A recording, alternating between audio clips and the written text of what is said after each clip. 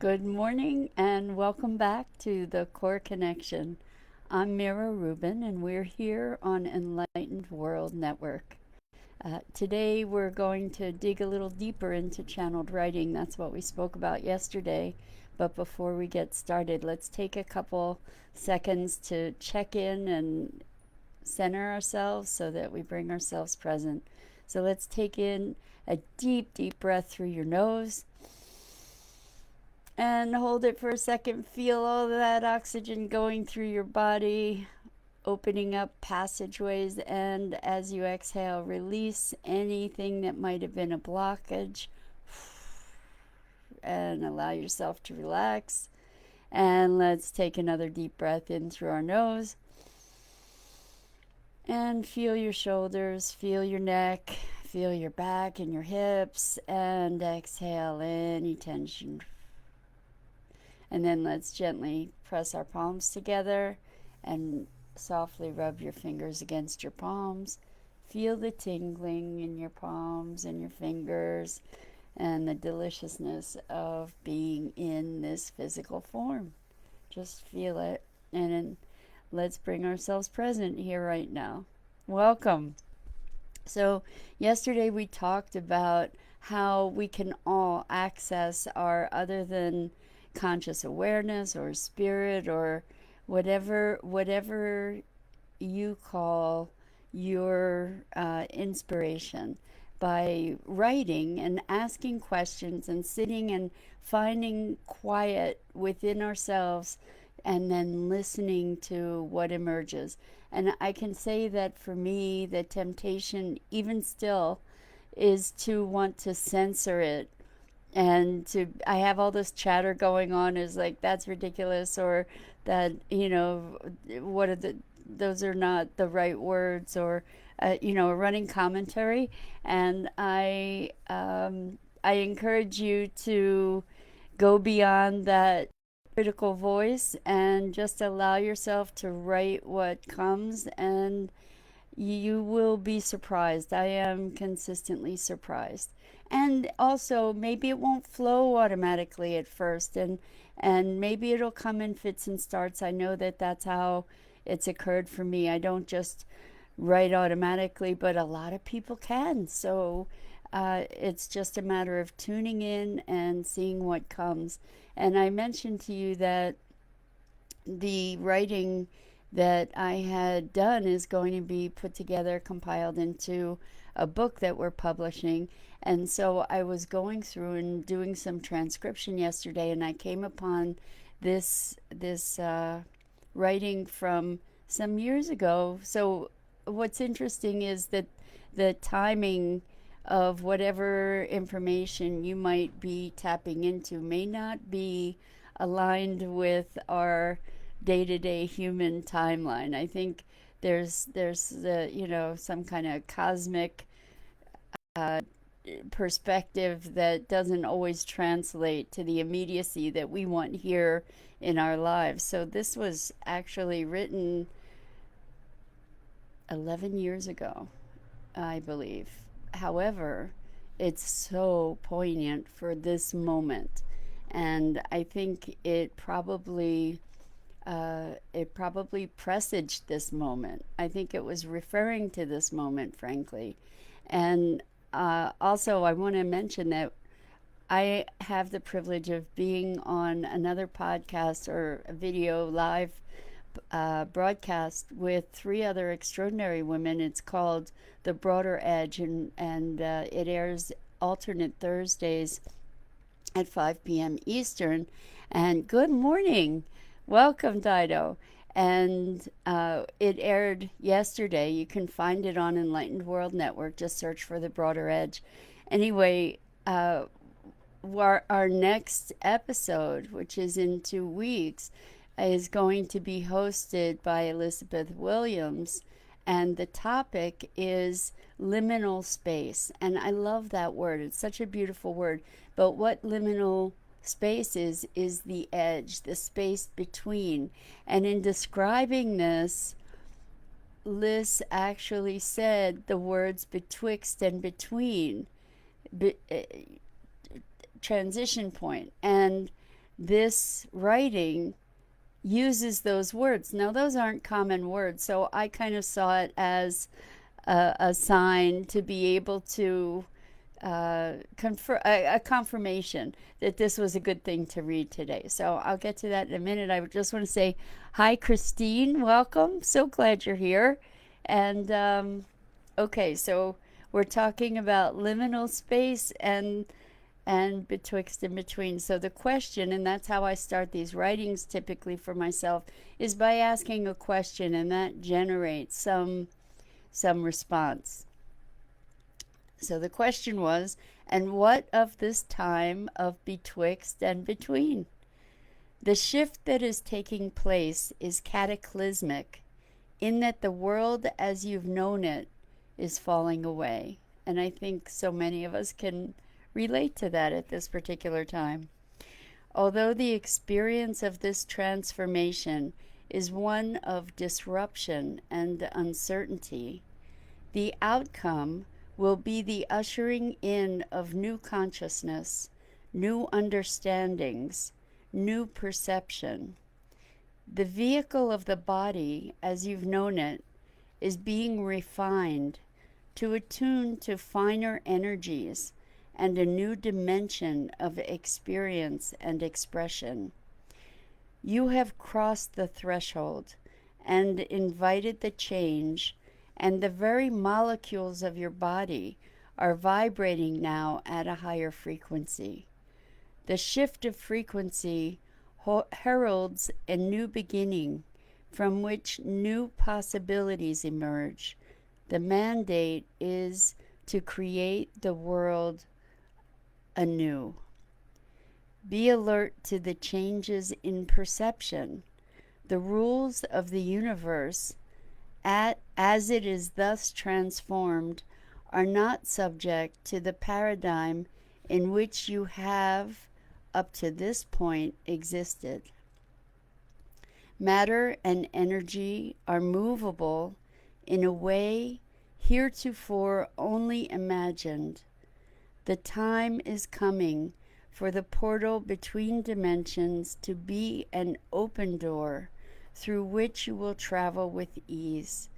Your mind must be open to the experience of this shift, and in preparation, spend time attending to the physical experience delivered by your senses.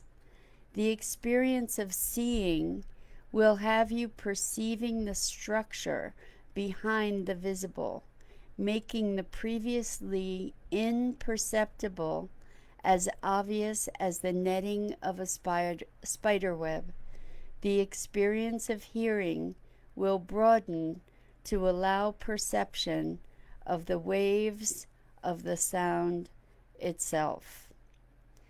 And I think it's very interesting to be looking at this massive transformation that we're all experiencing globally as a shift of frequency. And in new frequencies, the things that have existed have no alternative but to transform and shift and evolve. And I think what a wonderful opportunity to recognize the expansion not only of our minds and the reconfiguration of our structures, whether they be financial structures, food delivery structures, political structures. So much is in flux right now that maybe we can be looking at all this change in our world as a reflection of a change in overall frequency that we're experiencing that is expanding our capabilities. There's so much talk of the new human and an emergence and an evolution of humanity and of consciousness on the planet. It makes sense that as the planet is evolving, as our consciousness is evolving, that there's going to be disruption. There needs to be a falling away.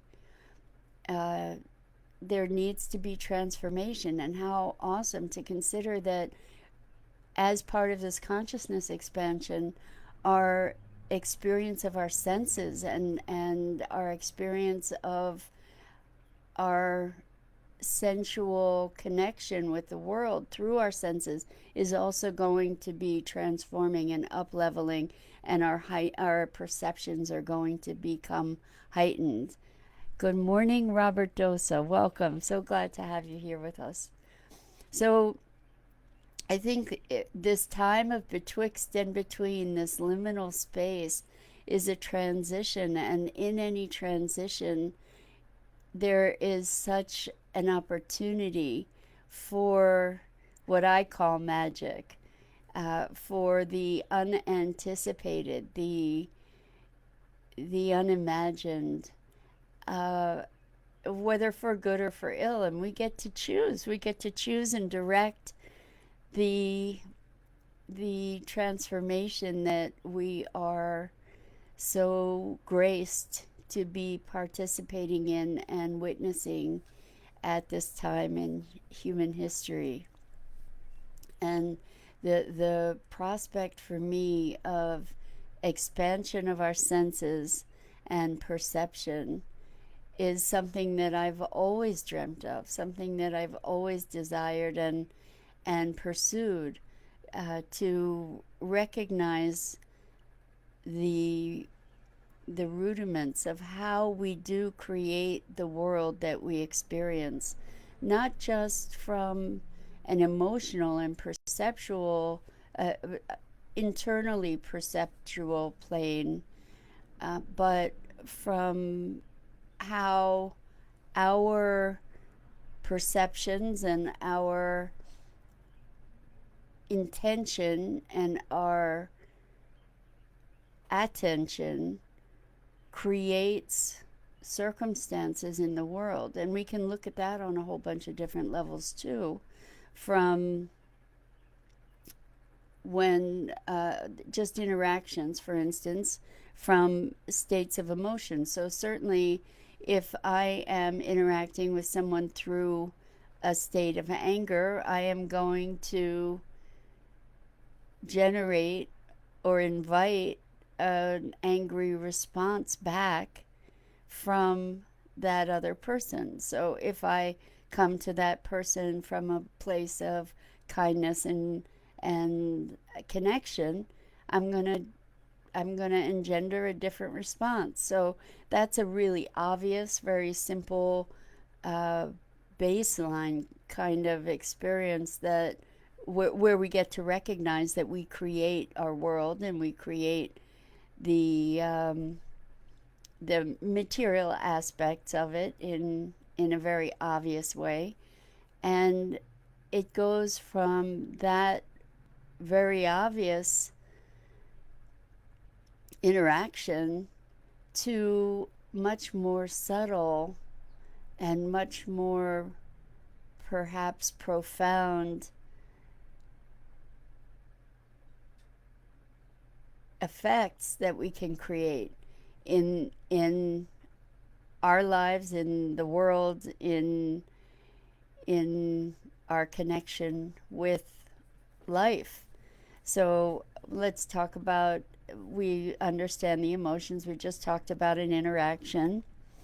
And what about the experience of being in a room and all of a sudden somebody walks in a room, you don't even see them walk in necessarily, and you experience a shift. Like if somebody is really angry, for example, and walks into a room, you can generally feel that without even knowing that somebody walked in the room. So there's an attunement to that level of energy that we all have if we allow ourselves to experience it, that we can refine even further. So another dimension of that might be where we have an inclination to call someone, or we think of someone and they call within a very short period of time. It's kind of like at the beginning of this reading, it was betwixt and between, and just yesterday, one of my cohorts on the Broader Edge podcast said betwixt and between. Now, I can't think of a time when I've heard somebody say that. So, these synchronicities, as we attune to the broader field of awareness and energy, we we elevate our perception, and that was the directive of this reading is be attentive to your perceptions. It's through our senses that we interact with the world, even our extra senses. For instance, our intuition, and we've talked a lot about cultivating intuition and how important that is for personal fulfillment and for evolving into a world that works. I'm going to check over here and see. Christine says, this world needs magic. So many emotions flying high. I agree, Christine. I'm all about magic, and one of the ways that we can create magic is by recognizing and directing our emotions, because emotional energy is what powers manifestation. It's what powers imagination to become reality. It's what is the key and the fuel that underlies anything that we want to create in the world. When we have a passion about something, magic happens. And the thing about emotion is it's energy. And we get to choose what frequency that energy is by choosing the emotions that we amplify. And so the magic we can create is by focusing our intention and our attention and our emotion in positive and life affirming ways. And how we can do that is by asking positive questions, asking questions that are going to generate the emotions that we're looking for, instead of asking questions like, what am I going to do if I lose my job? I know so many people are struggling through this difficult time. What am I going to do if I can't find, there's a multitude of negative questions that we can be generating more fear and panic from. And I encourage you, no matter what your state, no matter how dire your circumstance, to find questions that will enliven you. Like, even a question, what will bring me joy in this moment? What am I grateful for? So as we start thinking about what am I grateful for, there's always something to find to be grateful for, to shift your experience. Like for me, I love my shower. I love taking a shower in the morning, and something that simple, to be grateful, to be able to feel the privilege and the gift of the things that we have the blessing to experience, whether it's warm water on your body or your hands, or the food that we are blessed to be able to eat when some people don't have that opportunity, the breath that we have the gift to infuse into our bodies, the when some people are on ventilators unable to breathe, there are always gifts to feel grateful for. And that's how we can start creating magic, as we live more deeply in gratitude, as we generate things to be happy about by shifting our emotional state, dancing or singing or doing something ridiculously goofy, just to play and shift your emotions, to jump up and take a superhero pose, or or just run around like a maniac. Doing things to shift your state creates an emotional state, which shifts the frequency, which is the source or the power to the magic we want to create in the world. So let's see, asking life affirming questions to create a shift. Absolutely. That's what we want to do. And Robert Dosa says magic equals, oh, I love this. Magic equals metaphysical action generating instant creation. Beautiful. And a big, big, big part of that metaphysical action is harnessing the energy of our emotion and directing it in a positive, life affirming, creative way. So, love, if you can access the experience of love, that is really super, super powerful. The feeling of gratitude engenders so much. There's such richness there to be able to mine and direct forward. As you reside in that place, what's happening is you're elevating your frequency. And as your frequency is elevated, you're creating what's possible in terms of momentum for the things that you want to bring forward in the world. So we want to take responsibility for and step into our sovereignty over our emotions and our state and our role as creators, because the negative stuff creates too. I mean, negative emotions are really, really powerful in creating things. I remember years ago I was a sales rep, and at one point I was so miserable, absolutely miserable in my job. I said, I am done with this. By January 1st, I am done with this. And then, of course, that was a reactive moment for me. But I went back into this was, I guess it was months before January 1st, whatever. I went back into the job and did my thing, and I was still hating it and hating life at that point because I just felt I really was in victim mode at that point in my life. And I have to tell you, January 1st, there was a disruption in the job, and my job was terminated. And I had no expectation that that's what was going to happen. I had no preparation for it, but it was the intensity of the emotion at that moment and of declaration, and it put it into the pipeline, and I forgot completely about it, and then it came back, and I hadn't lived into that expectation, so I hadn't looked for another job. I hadn't made any kind of preparations, and um, it ended up being something of a crisis for me in that moment, and it also ended up being a really, really important and pivotal transformational point in my life where I redirected my whole career, my whole focus.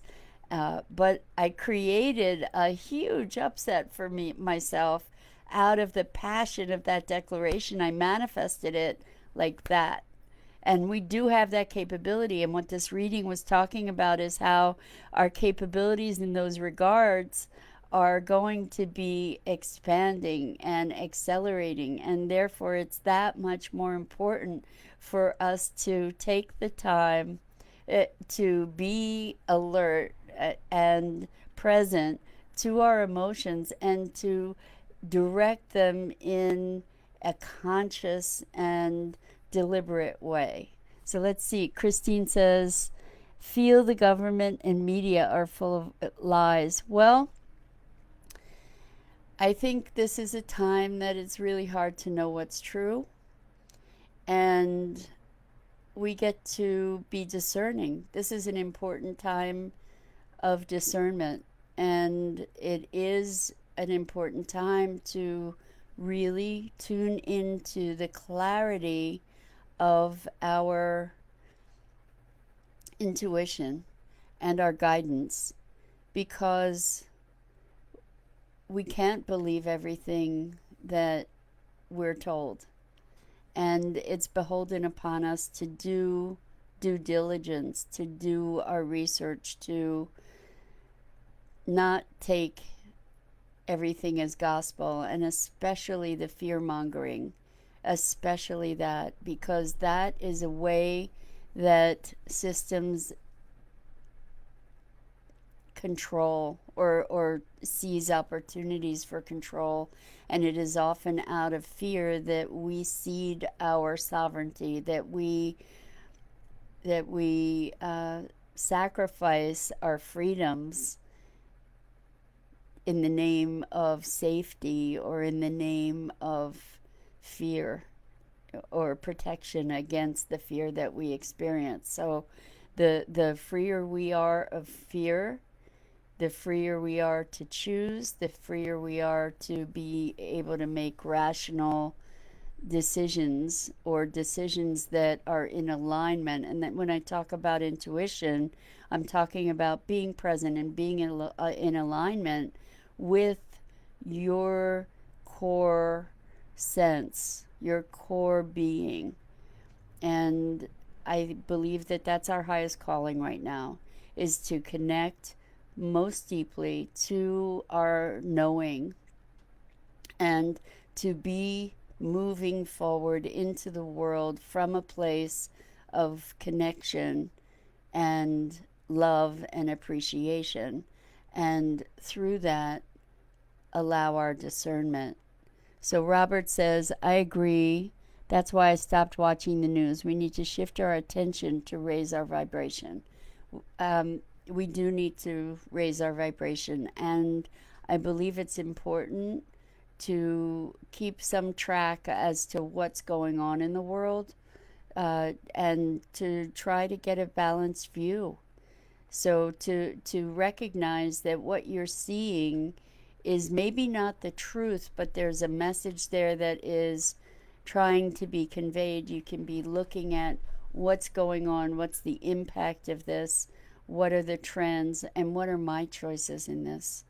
What are my choices about my freedoms, about uh, about the quality of life that I want for myself and for my global family. So this has been fun this morning. Thank you so much for your engagement. I really appreciate it. And it's Friday, so I am going to wish you a wonderful weekend. It's Mother's Day weekend, and that makes it a little challenging for lots of us who are unable to connect with our loved ones. Maybe you can organize a virtual celebration and share the love. That's what we want to do in this time of massive upheaval. It's an opportunity for us to find new connections, new ways of being, and open up to new possibility. So please check out the other fabulous programming on Enlightened World Network. Also, please check out the Broader Edge, which is a new podcast. It's on alternate Thursdays, also on Enlightened World. It's at 5 p.m. Eastern. And we just aired one last night, so you can go find it. And the topic for last night was finding your tribe, which I believe so many of us are doing through Enlightened World Network, and through the virtual connections that we've made during this crazy COVID time. And so much love, compassion to you. I wish you a wonderful weekend, and I hope to see you again here on Monday at 9 a.m. Eastern.